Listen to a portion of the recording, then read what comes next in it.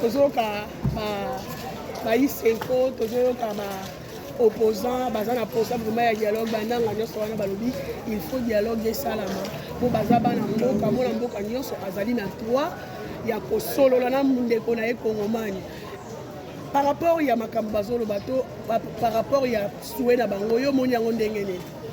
Merci ndeko mpona motuna nous a vraiment tellement profond. D'ailleurs, je pense que ça actualité ça sur le terrain. Aïba Namboka, on a besoin de qu'est-ce qui se passe réellement. Alors, dans l'année bande konabiso, papa nabiso balata soutani. Papa ya 5 ans na SCC. Tolandi pe ba opposant misusu. La manière dont bazoko insister, il est nécessairement que les Congolais faut pas vendre ensemble bas solo là pour l'intérêt ya Congo. Ça c'est très bien. On ne disconvient pas. Mais puis ça était que peuple. Toza peine ba imotuna o sengeli to tuna bango. Va répondre biso.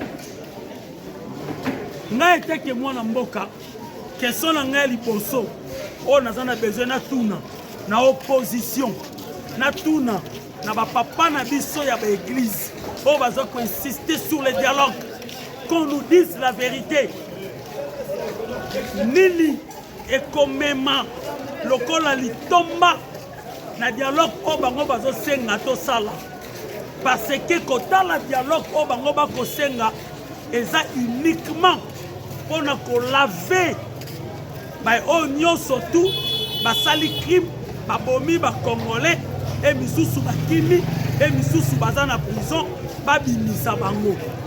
Maintenant le jour nini oboko senga dialogue pour vanda bona pour plaider justice na borfelin batikali na est na borfelin na ba veuve o baza par-ci par-là. Jour nini boko vanda pour se concerter pour senga justice pour ba victime o bakufa. Pendant que ça marche très bien, c'est vous qui vous êtes les bénéficiaires. Si ça ne tient pas, c'est le peuple congolais qui paye le plus douloureux dans ma campagne.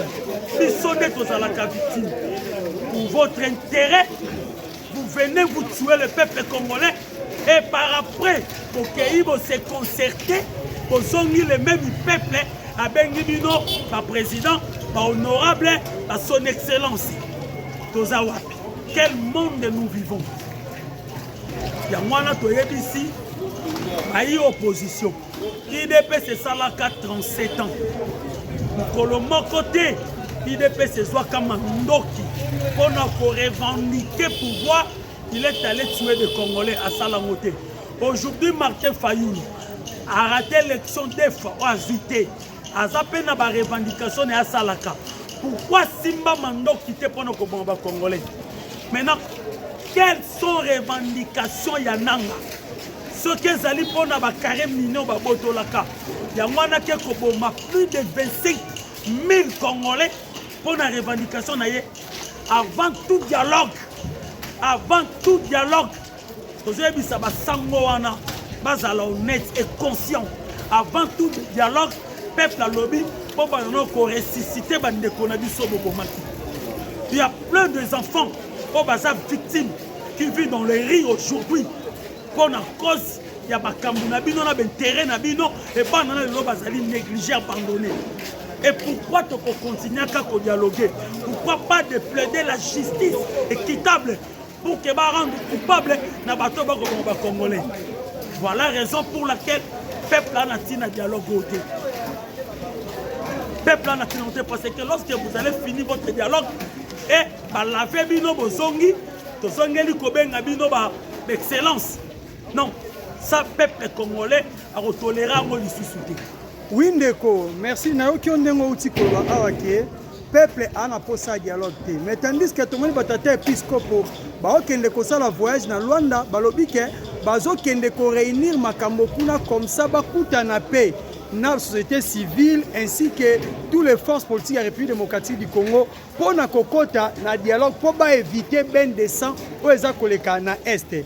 Mais tout le monde liboso etando iki uti kolobake peuple ana posa dialogue. Qu'est-ce que ce peuple ana posa dialogue ke? Est-ce que le peuple a encore liloba moko tena batate en 5 ans? Est-ce que maloba ya peuple kozala nini soki aza na nzela moko tena batate episkopo? Maloba ya peuple est clair.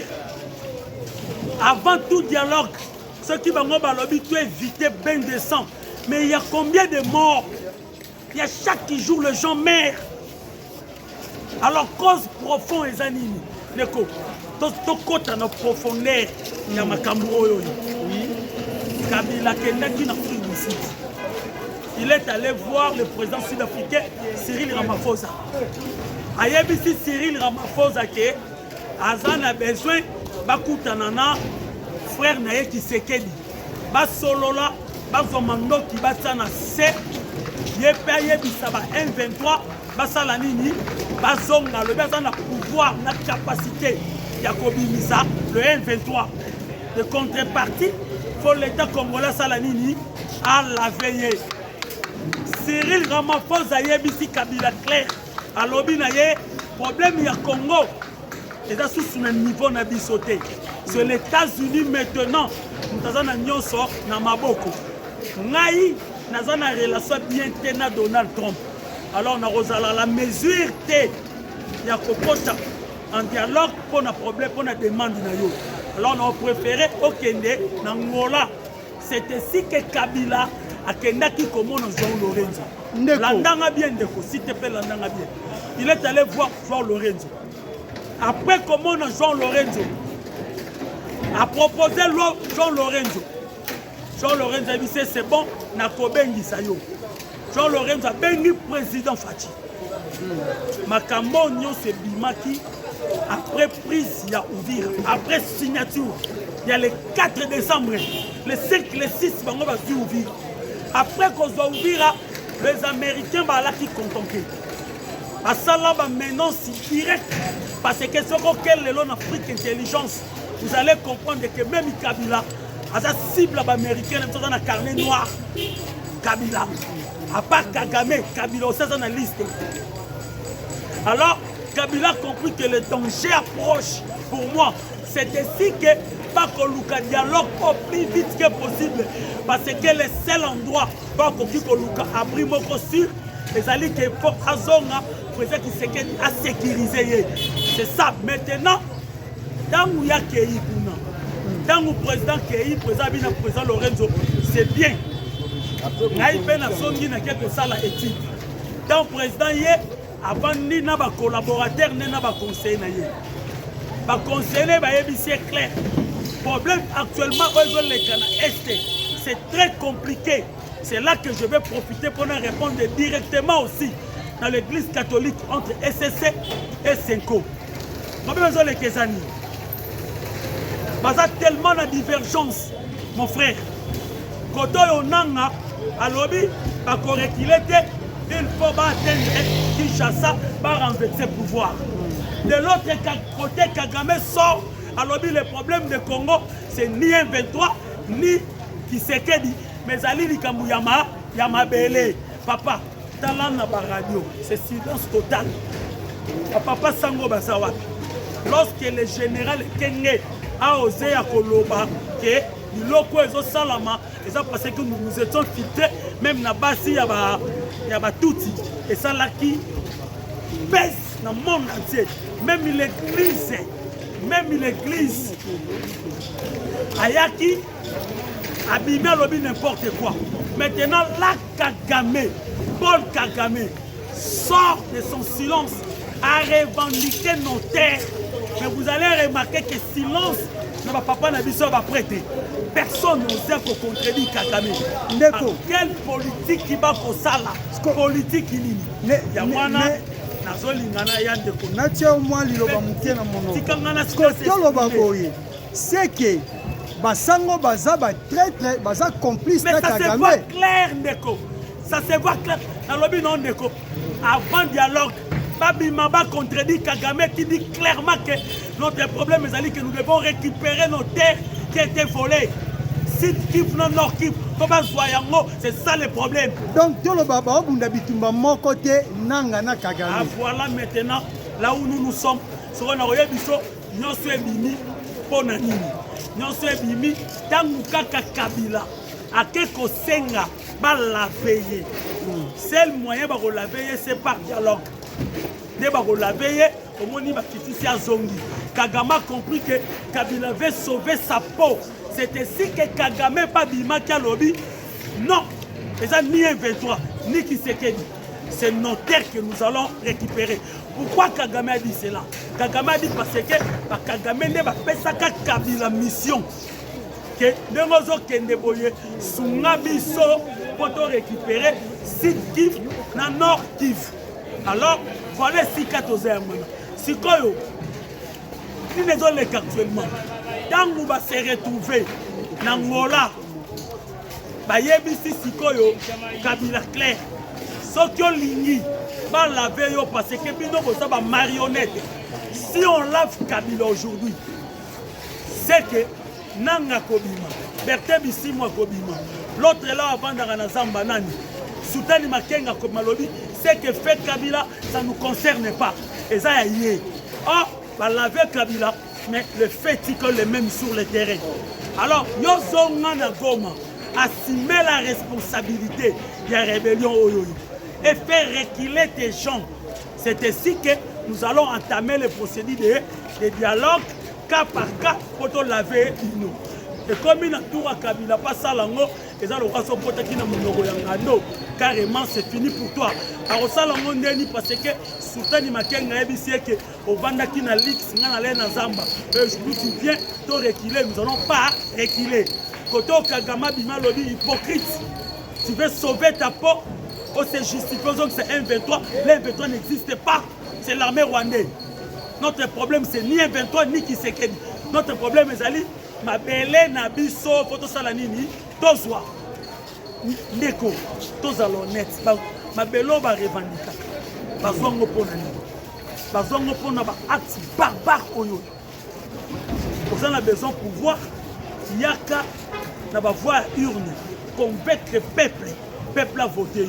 Yo qui est salué au salut impact le reste que Moussa avait fait moi étant que citoyen congolais au sein même il n'a pas conduit un jour par longo la statue autopé ça Moussa comme un héros c'est un traître il a trahi le pays il a trahi comment tout ce que nous subissons aujourd'hui ce sont des accords oh il y a ça là il y a Molili il y a Boutou voilà les lots ils sont payés les prix les plus chers. Tous les victimes. Les gens pour accord secret, c'est là qu'on a renversé Maréchal Mobutu. Il a fallu en avoir il y a urne. C'est qu'a fait l'IDPS. L'IDPS ça doit rendre compte dans Moutou. Et pour à l'écart qui n'a pas voix, il y a urne. Mon frère, place au moni, dialogue moi Simba, les athées parce que avant dialogue, il faut le inventer par Salani. Babima. Si vous avez Babima, tandis que Kagame réclame que Mabele Waneza Yabango. Ça prouve suffisamment que même Inanga a accepté déjà de vendre site dans le nord. Est-ce que vous pensez que même Nanga a la même idéologie na Kabila? Ça c'est point d'interrogation. Yangowana, ils sont tous qui kolobalelo que biloko ba dialogue oyoyo peuple azana tina na yango te parce que avant tout cela il faut que soit peuple congolais na congolais bete au centre des enjeux nesima donc vendre ensemble par osala oza que volonté ya peuple mais ndeko omoni te que Kagame a la biso puissance moko ya zanango pourquoi parce que biso ba kongomani to koloba mingi États-Unis a koti makambo yango to esengel to mona changement mais toutes les décisions tous les accords tout est que résolution 2773 donc que résolution il y a 2808. Mais jusqu'à présent, la conclusion, la décision au Conseil de sécurité des Nations Unies et Kagame a boy attaque au respecter Moko. So États-Unis, oaza grande puissance nenge to benga kai. To mon États-Unis a gagné na Iran makambo esili. A gagné na Israël makambo esili. A lobby voire même na Ukraine Russie makambo diminué. Mais comment biso na Congo? So que États-Unis a lobby to mon lobby Kagame a poussani comme preuve. États-Unis a lobby lelo to signé un accord de paix, to signé un accord économique, to moni lobby Rwanda et koza ouvira. Est-ce que ça double GT aux États-Unis sont joué na biso? Malobo kolo bezali nini? Et ça double GT parce que vous savez Azal on a ba Rwandais té. Envoyé Moïse libérer mon peuple. Autant de miracles Moïse avait produit dans Israël en Égypte. Kindaki Pharaon lobani. Zo batu no salanini kende na bango. Kaka ye moko Nzambe azui mutema Pharaon abalusi nga bilanda bango. Nzamba sala ki bongo pour précipiter chute ya Égypte. Pour yebisa na Pharaon que c'est moi qui suis l'Éternel, le Dieu tout-puissant. C'est la même chose Kagame Sami Kota qui na munoko ngando sans le savoir. Pour votre information, attends en France. Macron lui avait dit quoi? Donc il sait que c'est fini. Ça la carrière a signé. Les deux signés qui faut respecter Obo Salakini. Obo Signaki. Mais pas précipiter à commettre cette erreur-là. Pour regarder Salani. Et clouer. Les habitants, le président de la République a dit ça ici. Alors les ténèbres ne régneront plus jamais. C'est que mon ligne est qui peut régner. Alors que ça n'attend ce qu'il faut ligner Salani. Et il y a alors gardez maîtrise. Il y a un temps où tout va changer. Pourquoi tout va changer? Parce que ce pays n'a pas site fiable. Comment on a chargé la sécurité à CIA. À lobby, tout est en place. Ils ont prouvé que la 3e guerre mondiale est en téléchargement. Alors, il faut rechercher un lien fort. Il faut créer les stratégies sur le terrain. La guerre, parce qu'on a besoin de matières premières pour fabriquer mandoki. La guerre, parce qu'on a besoin de mbongo. Il y a les États-Unis qui kata contrat de pétrole à Venezuela avec bateau nyonso baza benemi na ye. Ayepe na RDC bakati contrat d'exploitation minérale na biso na Chine. Na ba société nyonso. Alors ezalaki uniquement manière ya pour affaiblir Bangounia. À contrepartie de l'impérativement que les États-Unis d'Amérique pour sécuriser Congo. Ce qui va gagner la 2e guerre mondiale, c'était grâce à la RDC. Alors moi je te promets qu'il y a quelque chose qui va se passer. Sûr et certain. Il y a quelque chose qui va se passer. Pas qui tabamata. Et qu'on a la réponse comme musclée. Là-bas on a souvent s'entêter. Canada, je pense qu'il y a relobé belé dit par rapport à temps. Donc on soit cabatant. Donc relobé la radio pour éclairer l'opinion. Je pense merci pour le lot. Suki ya wa bandeko kotika la nakinya.